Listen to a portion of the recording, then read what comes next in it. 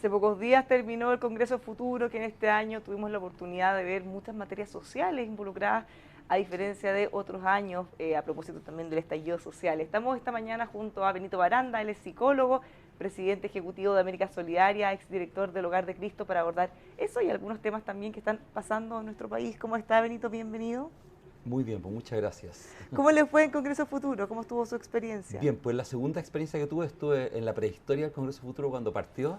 Me tocó hablar de toda la estimulación temprana, la educación preescolar, que estaba todo modificándose en Chile en ese momento, hace muchos años atrás. Y ahora por segunda vez me toca participar en un panel muy interesante con un dirigente de campamento, con una dirigente afrodescendiente de inmigrante y con una académica antropóloga de la Universidad Alberto Hurtado. Fue un panel muy fuerte y hablamos acerca del convivir. Convivir. Así Tan es. necesario que se hace esa discusión en el último Por supuesto, tiempo. porque nos ha costado mucho convivir entre nosotros. Hemos generado una ciudad muy dividida, ciudades muy divididas en Chile, y eso ha generado mucho daño, bueno, y ya ha hecho más dura la desigualdad al no vivir juntos, al no tener oportunidades de contacto entre los distintos estratos sociales. Y eso fue una conversación muy profunda entre los que estábamos allí presentes. ¿Qué cosas le llamaron la atención de lo que se conversó en esa oportunidad? Bueno, yo creo que hay dos elementos que son los más fuertes. Cuando tú no tienes proximidad con los otros, es muy difícil convivir. Entonces, cuando tienes una política habitacional que te segrega, te segmenta, una política educacional que realiza lo mismo, cuando tienes, ¿no es cierto?, alta desigualdad, bueno, la posibilidad de convivir es muy difícil y tú puedes extremar inclusive la violencia. Eso mismo ocurre con las personas que emigran y lo mismo ocurre, ¿no es cierto?, con las personas que viven a veces en lugares que son denostados también por otros, como por ejemplo los campamentos, que son más castigados todavía por la ciudadanía. Y para poder revertir eso, tú necesitas cambiar tu política, pero también cambiar la mirada que tenemos los ciudadanos acerca de los otros. Y ese cambio es más complejo, un cambio cultural. Son los cambios más largos y difíciles de hacer, porque claro, las Exactamente. políticas públicas se pueden hacer. De hecho, han habido montones de proyectos que buscan instalar o campamentos, o sea, no campamentos, erradicar campamentos y transformarlos en casas, por ejemplo, en sectores donde los vecinos se oponen. Claro, pero justamente cuando tú no lo haces de manera masiva, tú sigues construyendo casas en lugares que son casi como guetos, a la afuera de la ciudad. De las 70.000 viviendas que se anunciaron para este año, ya se dice que unas 25.000 van a ser en proyectos de integración, o sea, el resto no van a ser en proyectos de integración. Entonces igual sigues con la carga muy fuerte de vivienda en lugares donde no ayudas a la ciudadanía a encontrarse. Cuando tú ya generaste mucha segregación, por supuesto que tienes grandes barreras culturales para juntarnos. A la gente no le gusta juntarse con otros y tiene mucha dificultad, ¿no es cierto?, las familias, las comunidades. Pero eso lo tienes que ir cambiando de manera mucho más agresiva por la política. Lo mismo ocurre en la educación. En la educación tú tienes una gran homogeneidad en las personas donde se educan. Las personas que viven en sectores de pobreza se educan con personas en sectores de pobreza y los que venimos de la clase alta nos educamos con personas de la clase alta. Y eso hace que no nos encontremos en la estructura educacional. Y si no nos encontramos en la estructura educacional, es muy difícil aprender después a convivir desde la infancia para que tengamos una adultez con mayor justicia, con un trato más digno. ¿Cómo podríamos conectar esto con el estallido social? ¿Cuánto de Bueno, esto usted ve en las manifestaciones? lo que yo he manifestado hace muchos años, que la manera en que construimos la ciudad, particularmente con las erradicaciones, con la gente que se fue a ir a los grandes guetos que están en las periferias de nuestras ciudades, fue lo que más destruyó la vida comunitaria. Y cuando tú destruyes la vida comunitaria, dañas el cuerpo social. Y eso genera una gran violencia en las comunidades. Y esto está documentado en el resto del mundo, no solamente en Chile, en muchos otros países del mundo. Y eso no lo hiciste porque la gente invadió esos terrenos, sino tú lo hiciste del Estado. Tú decidiste dónde las personas se tenían que ir a vivir. Tú puedes decir, hay muchas favelas, ¿no es cierto?, en Brasil, donde la gente vive, pero esas no las construyó el Estado. Que es como Son lo que invasiones de terreno, mientras que en Chile el Estado te llevó a vivir a la periferia. Es como lo que pasa un poquito en Valparaíso, que hay lugares en que se ha tratado por todos los medios de sacar a la gente, pero finalmente siempre vuelven. Bueno, la gente en Valparaíso en ese caso, ellos han invadido esos terrenos.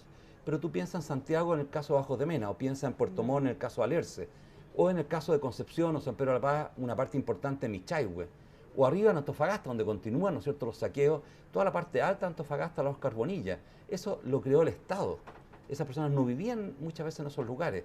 Por ejemplo, Bajos de Mena no vivía la gente allí, fue llevada a vivir allí y creaste casi una ciudad sin inclusión dentro de la gran ciudad.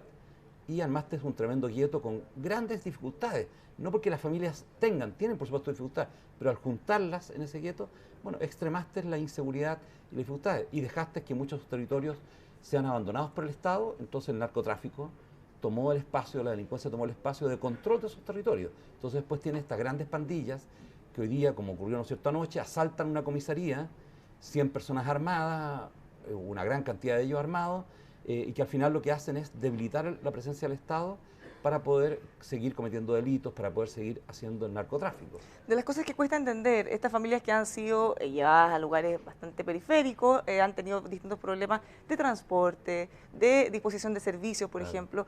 Lo que hemos visto en este estallido, además, es la destrucción masiva de supermercados, de los metros. ¿Cómo quedan ellos después de esto? Claro, cuando tú, lo que se ha demostrado afuera también, y ha ocurrido en Chile, que tú cuando tienes estas revueltas te dañas a ti mismo. Entonces, como ocurrió en París en 2005, las personas destruyeron sus barrios, porque la frustración desencadena una rabia, una agresividad que te hace también quemar tus propios autos, bloquear las calles, y como genera un cierto grado de irracionalidad en la reacción. Y esas personas, por supuesto, después de esa destrucción quedan muy afectadas, no solamente porque dañaron sus relaciones en este vínculo, ¿cierto?, de violencia, sino dañaron la infraestructura que les permitía incluirse, la poca inclusión que tenían dentro de la sociedad. Pero eso es una expresión de que ya los abandonó. El Estado los envió a vivir a lugares donde los abandonó. Y ese abandono es el que causa más daño a la cohesión social en Chile. Hoy día que estamos hablando de la cohesión social, que el Estado le ha pedido a un grupo de personas que se encargue de tener una visión sobre cómo articular las políticas, bueno, el Estado tiene que hacer lo que tiene que hacer. Él puede controlar la política habitacional. Si no la controla y la deja en manos del mercado, lo que va a ocurrir es que se va a seguir destruyendo la cohesión social. ¿Qué falta para avanzar? ¿Falta voluntad? ¿Faltan recursos? Yo creo que hay un primer elemento que falta una claridad política. Y esa claridad política tiene un adversario que es la ciudadanía.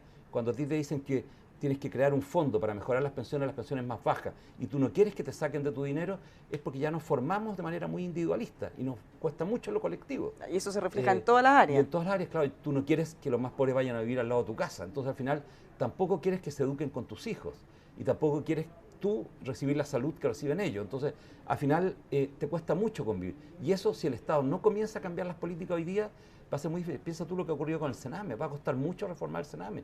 Y llevamos 27 años queriendo reformar el Sename. Y ha costado mucho. Todos los niños y jóvenes que están fuera del sistema escolar los tenemos abandonados. El Estado los tiene abandonados. 200.000, 300.000, el Estado dice que son menos.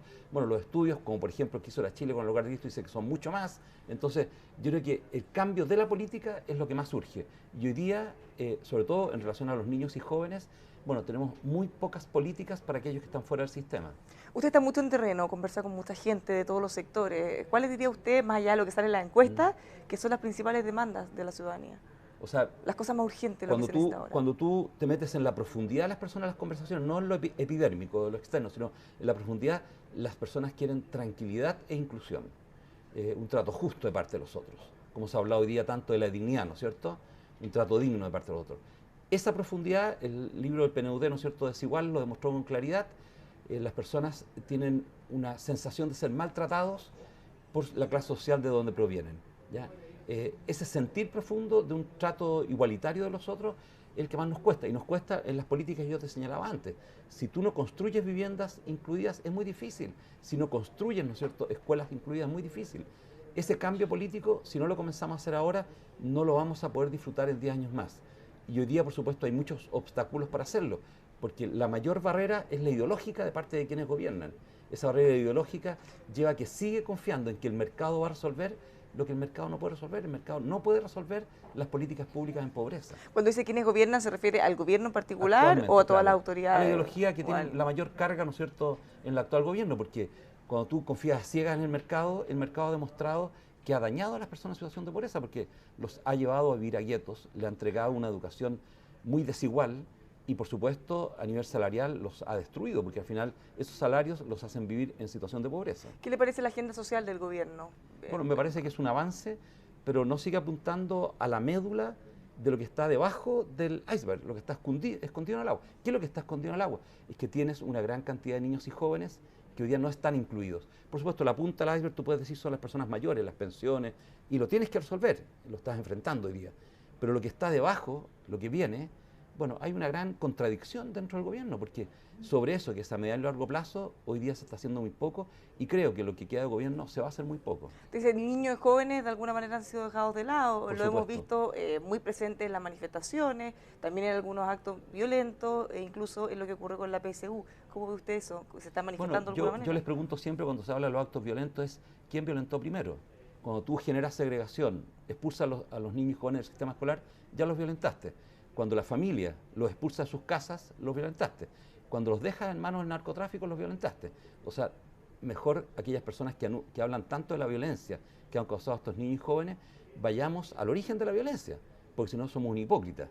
Lo que estamos diciendo, lo que está ocurriendo hoy día, que es el síntoma, ¿no es cierto?, de esta explosión, pero no vamos al origen de por qué una persona es capaz, ¿no es cierto?, de expresarse con tanta agresividad y violencia en la sociedad, de qué ha ocurrido en la historia de esa persona, y allí podemos comprender y podemos subsanar lo que ha ocurrido, pero si no vamos a seguir reprimiendo, y la represión no va a resolver el origen, ¿no es cierto?, de esta violencia. ¿Qué le parece lo que pasó con la PSU? Porque ahí se criticaba que jóvenes de alguna manera estaban vulnerando derechos de sus pares. Bueno, desde hace mucho tiempo nosotros se ha venido pidiendo que se cambie la PSU. Yo soy una de las personas que estudió tempranamente lo que era la prueba de aptitud académica, la antecesora de la PSU, y era una prueba que estaba más vinculada a habilidades de las personas y no a conocimientos. Tenía la carga más hacia las habilidades, era más parecida, ¿no es cierto?, a la prueba que se aplicaba en Estados Unidos, el SAT, que se basa en una prueba de inteligencia que se llama el Thurston. Bueno, eso se cambió, y cuando tú la cargaste a los conocimientos, lo que hiciste fue una nueva segregación, porque al final lo que dijiste es el que tiene más conocimiento le va a ir mejor. O sea, usted que se educa en un colegio en el barrio alto, como me eduqué yo, le va a ir mucho mejor que a una persona que se educa hoy día en un liceo de La Pintana. ¿Te fijas? Entonces al final tú lo que generaste fue nuevamente una gran barrera de inclusión para las otras personas. Y eso, bueno, los jóvenes lo vienen pidiendo hace mucho tiempo y el Estado viene anunciando cambios y el Estado no lo ha hecho. O sea, yo no estoy de acuerdo con la violencia que se ejerce y con que se priva un derecho, pero veamos qué derecho se privó primero. Y el derecho que se privó primero fue a tener una prueba justa de selección universitaria, que permita acceder efectivamente, ¿no es cierto?, en igualdad de condiciones a las personas. Y ese derecho que se privó primero se ignora, ¿no es cierto?, nuevamente con un síntoma que es la violencia que se ejerce para dar la prueba. ¿Y cómo se reacciona frente a ellos? Porque se han anunciado, por ejemplo, el DEMRE anunció que iban a quedar fuera del proceso todos los que tuvieron alguna vinculación con estos actos. Bueno, la defensora de la infancia ya habló, yo creo que yo no agregaría nada más que eso, yo creo que ella ya ha hablado de esto y están poniendo los recursos respectivos, ¿no es cierto?, ante esto. ¿Qué le parece el proceso constituyente? ¿Usted cree que ahí hay una oportunidad para ir abordando algunos de los problemas que hemos conversado? Sin lugar a dudas, una gran oportunidad. Yo creo que hoy día en el mismo diario, ¿no es cierto?, en Mercurio sale una carta del presidente Lagos hablando de esto, que yo creo que es bastante clara al respecto. Si tú en la Constitución no tienes efectivamente salvaguardados los derechos de las personas y sigues dejando solo en manos del mercado esos derechos, al final, por supuesto, los más pobres van a quedar fuera, no van a poder incluirse, es muy difícil. Si el mercado no hace eso, y no es porque el mercado sea malo, el mercado no fue creado para eso, ¿ya? Entonces, tú tienes efectivamente que salvaguardar esos derechos, y esa es una discusión que le corresponde a la ciudadanía, no a un grupo de iluminados, ¿ya? Entonces, la ciudadanía tiene derecho a poder también participar activamente en la Constitución, y la Constitución que teníamos hasta ahora, a pesar de todas las modificaciones que habían habido, es una Constitución creada en dictadura. Y cuando tú creas una constitución de dictadura, bueno, no hay que tener mucha inteligencia para entender que no una constitución legítima. ¿Cómo va a ser legítima si fue creada en dictadura? No había democracia, ¿ya? O sea, cada vez que alguien me discute esto, yo digo, pero es insólito. O sea, esta constitución sería cambiado cuando se retornó a la democracia. Claro, hubo oposición, ¿no es cierto?, en el Congreso para hacerlo, y hoy día hay una gran oportunidad para poder realizarlo. ¿A usted le gustaría participar en el proceso como constituyente, por ejemplo? O sea, no sé como constituyente, pero voy a participar en todo el proceso, por supuesto, y he estado en diálogo, en muchos diálogos que me han invitado. ¿Ya? Participé como en el Consejo de Observadores, ¿no es cierto?, en el gobierno anterior, y me tocó escuchar muchos de los diálogos en los encuentros locales, principalmente autoconvocados, y eso fue, bueno, muy profundo. Aprendí mucho de gente mayor que yo, que tenía un bagaje de experiencia y cultural muy alto. Que como constituyente usted podría llevar eso directamente adentro. Pero pueden haber muchas personas que pueden llegar a la constituyente. No tiene ganas. ¿Ya? O sea, puede ser, si no, uno está abierto siempre en estos procesos a colaborar. Yo soy de las personas que me gusta colaborar, inclusive con personas que a lo mejor que no creo o no empatizo con lo que esas personas piensan, pero igual colaboro abnegadamente en eso, para eso estoy acá. ¿Lo han convocado hasta ahora a participar en algún grupo específico, pensando como constituyente o sea, en esto? me han invitado a reuniones y me han invitado también a charlas o a conversaciones, donde hemos estado discutiendo esto, y a grupos, ¿no es cierto?, que se están formando. Son grupos comunitarios, grupos de trabajadores. Me tocó en el sur un grupo grande de obreros de la construcción. Me ha tocado también estar con estudiantes que me han invitado a reuniones y en sectores populares principalmente. Ya para ir cerrando, demos una vueltecita por lo que está pasando en la iglesia. ¿Qué le parece lo que se ha vivido, cómo ha ido evolucionando en los últimos meses, desde la crisis hasta ahora? Bueno, la iglesia, por supuesto, bajó su confiabilidad dentro de la ciudadanía, lo sabemos, ustedes lo han dicho, ¿no es cierto? Es la iglesia que tiene la menor confiabilidad en toda América Latina y el Caribe, lo que nunca había ocurrido, siempre había sido, ¿no es cierto?, la de Uruguay. Y frente a eso, bueno, la iglesia le cuesta mucho salir, yo creo que no, y para los obispos es muy complejo. Y uno siempre tiene la sensación de que tampoco desde el Vaticano colaboran mucho el Papa con esta situación, porque en el fondo tampoco él ha ayudado mucho a poder nombrar los nuevos obispos, a acelerar este proceso. Y la iglesia también, frente a lo que ha ocurrido en las manifestaciones que han ocurrido y en los hechos también de violencia que han ocurrido, bueno, ha tratado, ¿no es cierto?, de hablar, pero yo creo que no ha hablado desde la posición de quienes lo están pasando muy mal, de quienes hoy día se manifiestan por lo que les ha tocado vivir de injusticia en el pasado, ¿ya? Cuando se dijo, por ejemplo, en la iglesia de Carabineros, que se quería y se hizo un acto de desagravio, ¿no es cierto?, uno reflexiona siempre cuál es el desagravio. ¿A quién? Claro, el desagravio a Carabineros, a la Iglesia Católica, pero si para los que somos creyentes, ya las personas son el templo de Dios, no es una cantidad de muros. Hay muchos templos en Europa, ¿no es cierto?, que son hoy día cines, o son bares, o son lugares, o sea, no es el templo, ¿no es cierto?, sino que son las personas. Y si las personas durante tanto tiempo en Chile han sido abandonados, han sido marginados, los jóvenes han sido abandonados por la sociedad, han sido votados dentro de las estructuras del Estado, pero también dentro de nuestras propias comunidades religiosas, evangélicas, católicas u otras comunidades religiosas, yo digo, bueno, el gran desagravio de la Iglesia Católica debería ser el pedirle perdón a los jóvenes por lo que se ha hecho contra ellos, pedirle perdón a los niños por lo que se ha hecho contra ellos, ya particularmente, ¿no es cierto?, dentro de nuestra propia Iglesia.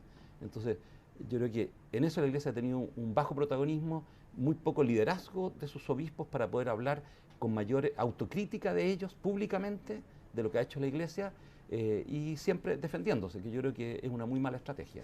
Hemos visto en todas las encuestas que las instituciones en general no se salva ninguna y todas han ido bajando en su confianza. ¿Será eso de alguna manera un escudo para ir dejando de lado las responsabilidades propias y decir, bueno, estamos todos en esto, en el fondo? Bueno, yo siempre digo que para las instituciones eclesiásticas, espirituales, ¿no es cierto?, tienen un deber mucho mayor, porque ellos tienen que poner en la sociedad valores y una práctica, una moral, ¿no es cierto?, a partir de esos valores que el testimonio es lo que hace movilizar a otros, no los discursos. Y por eso cuando baja una institución como la iglesia o las iglesias, tú lo que dices allí, se debilita, ¿no es cierto?, ese poner esos valores que son de trato justo, de trato digno dentro de la sociedad. Y eso nos daña a todos, nos termina dañando a todos. Entonces no es una excusa, no es una excusa. O sea, si tú crees, efectivamente tienes que llevarlo eso a tu testimonio de vida. Y si no lo estás llevando a tu testimonio de vida, bueno, es de alta complejidad, sobre todo si diriges o eres líder, ¿no es cierto?, de una iglesia y apareces públicamente como líder de ella. Bueno, se está reactivando una discusión en la que probablemente la iglesia va a ser más protagonista, que tiene que ver con el matrimonio igualitario. ¿Qué le parece a usted? ¿Se avanzó la idea de legislar por lo menos en el Senado? Bueno, yo he sido favorable, no he sido siempre hablado de manera favorable a que las leyes puedan regular las maneras que van acordando a las personas de vivir. Si la iglesia manifiesta, ¿no es cierto?, que esa no es la manera que la iglesia o el evangelio nos manifiesta que tenemos que vivir, bueno, es por supuesto una posición de la iglesia, pero no tiene por qué obligar a otros a vivirlo así, porque la ciudadanía puede ir decidiendo, ¿no es cierto?, tener otras maneras de poder convivir dignamente dentro de la sociedad. Y eso, bueno, son decisiones que va tomando la ciudadanía y hay que permitirlas, ¿ya? Y hay que escuchar mucho más y ver mucho más y contemplar mucho más lo que está ocurriendo. Es lo que ocurrió con la homosexualidad. Recuerda tú que la homosexualidad era castigada por la Iglesia Católica durante muchos años. Hay países como Irlanda que la castigaban hasta la década de los 90, hasta con cárcel. Y bueno, y el mismo arzobispo de Dublín, cuando ganó el matrimonio igualitario y el matrimonio, ¿no es cierto?, homosexual en Irlanda, dijo, bueno, tenemos que escuchar más a los jóvenes, tenemos que hablar más con ellos. Todos estos jóvenes fueron educados en colegios católicos y hoy día votaron a favor del matrimonio homosexual, dijo él, Diarmuid Martin. Entonces quiere decir que más que preocuparse de juzgar acerca de las decisiones que se van a tomar, hay que escuchar mucho más y comprender por qué las personas se han movilizado hacia nuevas formas de vida. Ahora, si hay una decisión que le compete a la iglesia, porque también le afecta básicamente a ellos, que tiene que ver con el celibato, se ha cuestionado mucho su existencia o que se siga manteniendo. ¿Qué le parece a usted ahí? Porque Bueno, el ligado celibato, claro, el celibato es una discusión, ¿no es cierto?, muy larga de la Iglesia, esto es del siglo XIII, antes no era así, ¿no es cierto? Como tú sabes, es una norma, no es un dogma dentro de la Iglesia Católica, y bueno, y la prueba es que con Juan Pablo II, muchos de los sacerdotes anglicanos que eran casados con hijos, se pasaron a la Iglesia Católica y están en la Iglesia Católica siendo párrocos casados con hijos. O sea, quiere decir que el celibato es una norma bastante flexible, ¿no es cierto? No es tan inflexible, porque si ellos están, ¿no es cierto?, uno los encuentra en Estados Unidos, en Inglaterra, en una parroquia católica, a un ex anglicano, sacerdote, que está con nosotros ahora en la Iglesia Católica, y está con sus hijos y su esposa, quiere decir entonces que no es algo tan loco. Y yo recuerdo que cuando hace muchos años atrás salió un estudio de toda la parte rural de Bolivia, 6 de cada 10 sacerdotes que estaban en sectores rurales tenían pareja y tenían hijos. O sea, tampoco seamos hipócritas. O sea, veamos lo que se está dando hoy día, ¿no es cierto?, en muchas de las zonas aisladas, y tratemos de regularizar también eso que está ocurriendo, porque puede ser un gran sacerdote que trabaja con su parroquia y toda la comunidad sabe que está casado y tiene hijos y que vive ahí junto con ellos, y donde el celibato no representa ninguna diferencia para la comunidad. Lo que importa es que esa persona efectivamente sea un testimonio vivo del Evangelio de Jesucristo, y lo puede ser casado, por algo lo eran los apóstoles, si no, entonces no habría escogido los que escogió a Jesucristo. Bueno, finalmente estamos terminando enero, va a haber un receso. ¿Qué espera usted que ocurra en los próximos meses? ¿Hay ansiedad respecto a lo que pueda ocurrir en marzo? Si es que pueda retomarse la violencia que vimos en octubre, noviembre. Bueno, yo escucho harto a los jóvenes y una hija mía dice que este es el mejor momento de la historia de Chile y qué bueno estarlo viviendo. Y me quedo con eso. Yo creo que tenemos que trabajar mucho, todos tenemos que trabajar mucho. ¿Ve ese mismo optimismo en todas partes? Porque Veo, sí. No solo hay que ser optimistas, sino que también hay que esperar que los que puedan tomar decisiones lo hagan. Bueno, aquellos que están muy estancados en modelos antiguos de ciudadanía o de gobierno, por supuesto que les va a costar mucho, porque lo entienden de arriba hacia abajo, ¿ya?, y no de abajo hacia arriba, ¿ya? Pero eso va a ir cambiando, tiene que ir cambiando, y muchos estamos trabajando para eso de distintos lados y estamos colaborando en esa tarea. En Punta Arenas, un trabajador de la construcción me dijo: Benito, ¿cómo ves que tengo que cambiar yo, un hombre de unos 30 años? Me acerqué a él y le dije: ¿tú qué ves en lo que está ocurriendo ahora? Bueno, hay una agenda social, viene el proceso constituyente, pero yo personalmente, ¿cómo me ves tú a mí?, le dije yo. Te veo igual que a mí. A pesar de que tienes más dinero, ¿no es cierto?, más estudios, pero te veo igual que a mí. ¿Cómo me ve tu padre a mí? Bueno, mi papá no, mi papá se vería medio apocado frente a ti. ¿Y cómo me vería tu abuelo a mí? Bueno, mi abuelo miraría hacia abajo porque te vería como con más estudios. Todo. Bueno, eso es la dignidad, que tú me mires como un igual. Si nosotros nos comenzamos a mirar como iguales entre nosotros, va a comenzar a cambiar profundamente Chile. Y eso depende de cada uno de nosotros. Si ese trato comienza a cambiar hoy día, la posibilidad de mayor justicia y de mejor convivencia y de mayor paz está asegurada. Ahora sí, finalmente, porque se ha comentado mucho que todo lo que se está haciendo en las reformas, los cambios en las pensiones, no les llega a la gente, o no lo entiende, o no se le ha comunicado bien. Usted que conversa directamente con ellos, ¿están informados? ¿Llega toda la información o hay una sensación de que no se está haciendo nada? Bueno, ese es un argumento de la élite, ¿ya? Y lo he escuchado en algunas de las autoridades. Siempre el argumento de la élite. Cuando se hizo Transantiago se dijo: no, el problema de Transantiago no es Transantiago, sino que la gente no está informada. Cuando uno vive en pobreza, se informa inmediatamente cómo tiene que llegar a la pega. No, aquí no van a contar cuentos. Que no anda en micro dirá eso, pero el que anda todos los días en una micro sabe perfecto al otro día cómo tiene que llegar a la pega. Y la persona que ve impactado su salario, se le suben 50, 70 mil pesos una pensión, por supuesto que lo agradece y un impacto. Pero la pregunta es: ¿eso le permite vivir dignamente? ¿Es justo lo que está recibiendo? Y me quedo con lo que dijo un connotado economista, ¿no es cierto?, hace unos días en una entrevista, que al final, si uno quiere efectivamente modificar las pensiones de manera inmediata, la única vía es el sistema de reparto. Que me digan otra. Muchas gracias por habernos acompañado esta mañana. Gracias. Que le vaya muy bien.